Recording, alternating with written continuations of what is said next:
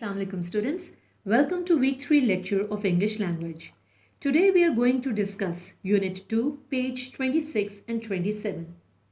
Before we start, let me discuss today's objectives. You will be able to read and listen to the text and comprehend it, and you will be able to answer the comprehension questions concisely.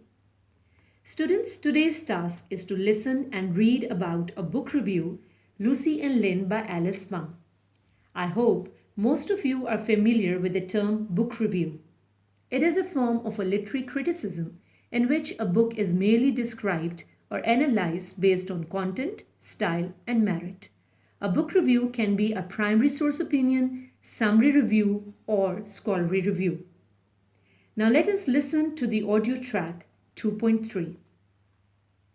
Page 26. Reading. Exercise 3. Lucy and Lynn, a must-read for teens. Every so often, a novel comes along that will capture your imagination so much that you won't be able to put it down. Alice Pung's first novel for young adults, Lucy and Lynn, is certainly one of those books. And having just finished it, I know I'll be thinking about it for many weeks.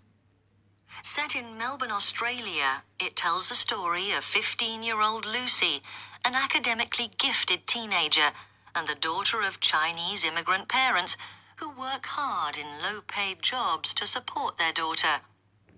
When Lucy wins a scholarship to study at one of the city's top private schools, the Lorinda Academy, everyone thinks that this opportunity will be positive for both Lucy and her family. However, Lucy has to leave behind her old school and her old school friends, including Lynn, a determined girl whom Lucy looks up to.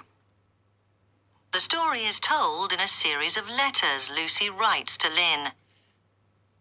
Life at Lucy's new school is far from easy. The students are wealthy and privileged and from very different backgrounds to Lucy. There are also many extra things students are expected to do, which Lucy simply can't afford. However, 3 of the school's most powerful girls, who are in a group called the Cabinet, make friends with Lucy and become her guide to the school. Lucy soon realizes how unpleasant the girls are to the school's staff and their fellow students. As the story unfolds, Lucy begins to compare her home life, where her family eats dinner together on the floor and goes shopping in the cheapest shops, with the luxury and privilege of her classmates' lives. At first, this causes her embarrassment, but eventually she learns an important lesson about what is really important in life. Lucy's letters to her friend Lynn are beautifully written, full of moving and realistic descriptions and mature observations of her life in and out of the school, while Lynn's replies, which Lucy imagines, are honest and straightforward. The characters are easy to identify with, and students around the world will be able to relate to Lucy's description of school life. Having the story told through letters works very well, but best of all, the plot is full of mystery, and the story has plenty of genuine emotion. Alice Pung clearly understands the struggles teenage girls face, and in Lucy and Lynn, she expertly conveys this. It's an excellent read, which you won't be putting down in a hurry. It's also a must for teenagers, parents, and teachers. And I'm sure, like me, once you've read this novel, you'll be waiting to see what Alice Pung writes next. Well, students, it was very interesting. Alice Pung's novel examines what it means to grow into a person you want to be without leaving yourself behind. Now, if you look at page 27, there is glossary given.